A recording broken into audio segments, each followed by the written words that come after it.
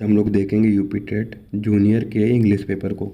ठीक है, तो पहला है कि 20 आर कैप्टन, तो ये होगा एपियरी। उसके बाद 62 है the idiom green eyed monster का क्या मतलब होता है, टू बी जेलस।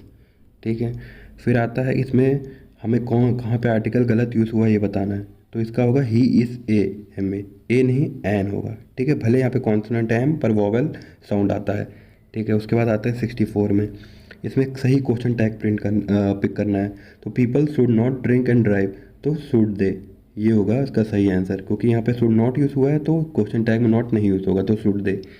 उसके बाद आते हैं कि बताना है कौन से पार्ट में एरर है। तो ये इसका सही आंसर हो जाएगा फर्स्ट पार्ट में, यू आर लर्निंग इंग्लिश नहीं होगा, you have been learning English होगा। ठीक है, क्योंकि काम बहुत पहले स्टार्ट हुई थी अभी तक चली आ रही है, तो हैव बीन। उसके बाद ये पैसेज है, आप देख लीजिए। तो इसमें पूछा है what is the total time spend by the elderly lady in writing a post card, तो होगा फुल डे। ये पैसेज के हिसाब से आप पढ़ के समझ जाएंगे, फुल डे दिया है। उसके बाद आता है what happens when the time to be spent on some work increases, तो इसका पैसे के हिसाब से मतलब होगा the work consumes all the time, तो सी हो जाएगा। उसके बाद आते हैं what does expression pillar box stand for, तो पिलर बॉक्स स्टैंड करता है पिलर टाइप पोस्ट बॉक्स। ठीक है, ये भी आप पैसेज के हिसाब से इसका मतलब है। उसके बाद आता था who is the person likely to take more time to do a work, तो ये पैसेज के हिसाब से होगा अ मैन ऑफ लीजर, जिसके पास टाइम बहुत ज़्यादा है उसको बहुत ज़्यादा टाइम लगता है कोई काम करने में। उसके बाद आता है कि इसमें बताना है point out the most appropriate explanation of the sentence, work expand so as to fill the time available for its completion, तो इसका होगा option A, whatever time is available for a given amount of work all of it will use. ठीक है, ये पैसे के हिसाब से आप पढ़ के समझ सकते हैं। फिर आता है चूज द करेक्ट सेंटेंस, तो यहाँ पे ये होगा पहला, the committee was on this was one on this point, was क्यों, क्योंकि कमिटी को ऐसे होल सिंगुलर माना गया है, द मेंबर्स ऑफ कमिटी एक एक करके नहीं यहाँ पे बताया गया है। फिर आता है इसमें कौन सा सिमिली है, सिमिली होता है जैसे ब्रेव ऐसे लायन, तो जहाँ पे ऐसे वर्ड यूज़ होता है तो ये वाला वर्ड यूज़ हुआ, यानी B option, I wandered lonely as a cloud. फिर आते हैं कि इसमें एक्टिव वॉइस में चेंज करना है, the visitors were shown the newborn by the women, तो इसका सही आंसर हो जाएगा 3, the women showed the visitors the newborn. ठीक है, उसके बाद आते हैं एडवर्ड्स का एंटोनिम बताना है, तो एडवर्ड्स का एंटोनिम हो जाएगा फ्रेंडली। ठीक है, ये तो ईजी था। उसके बाद आते हैं कि हमें ये फिलअप करना है, तो blood is dash than water, तो हो जाएगा थिकर। ठीक है, उसके बाद आते हैं ये पैसेज आप देख लीजिए, पैसेज आपने एग्जाम में देखा होगा। पहला है the word congested in the passage means, congested का क्या मतलब होता है, the place has no place. ठीक है, जहाँ पे खाली जगह नहीं रहे, बहुत कम जगह रहे, उसको कंजेस्टेड यूज़ किया जाता है।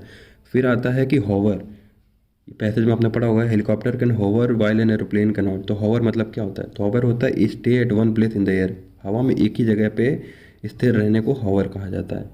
ठीक है, फिर आता है अगला कि द वर्ड परफॉर्म, परफॉर्म का पार्ट ऑफ स्पीच क्या है, तो परफॉर्म वर्ब की तरह यूज़ होता है। ठीक है, अब परफॉर्मेंस, परफॉर्मेंस अगर बना देंगे तो नाउन यूज़ हो जाएगा, तो परफॉर्म में अगर ए एन सी जोड़ देंगे तो परफॉर्मेंस नाउन हो जाएगा, वैसे परफॉर्म है वर्ब।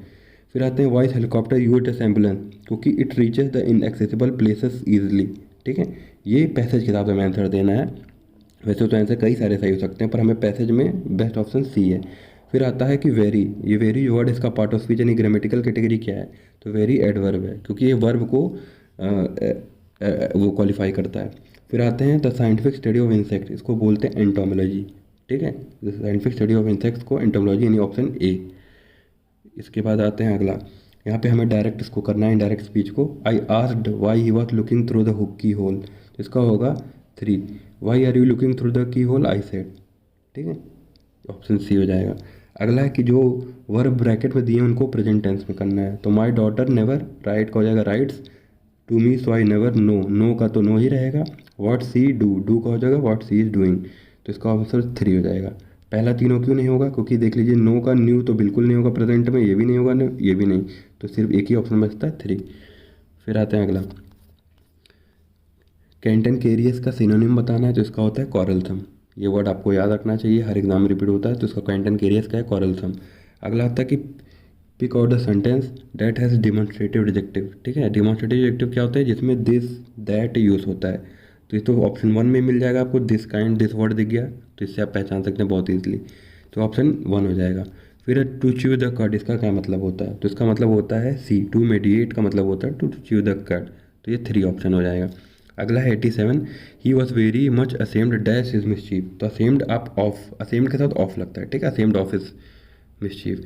अगला है कि इसमें भी फिलअप करना है, तो dash he stood first he would have gone to America, तो होता है had he stood first he would have gone to America. उसके बाद 89 आ जाते हैं, of the sword and pen the dash is more powerful, तो इसका हो जाएगा लेटर, ठीक है, स्वॉर्ड और पेन में मोर पावरफुल, पेन लेटर वाला लेटर, ठीक है, तो लेटर वर्ड्स यूज होता है, ठीक है। और 90th है, हमें प्रीफिक्स बताना है, ठीक है, behave guide use, behave guide use के साथ कौन सा प्रीफिक्स लगेगा, miss, miss behave miss guide miss use, तो इसका आंसर हो जाएगा सी। और ऐसे ही और सारे मतलब सेक्शंस के एनालिसिस के लिए हमारे चैनल के साथ जुड़े रहें। बहुत बहुत धन्यवाद।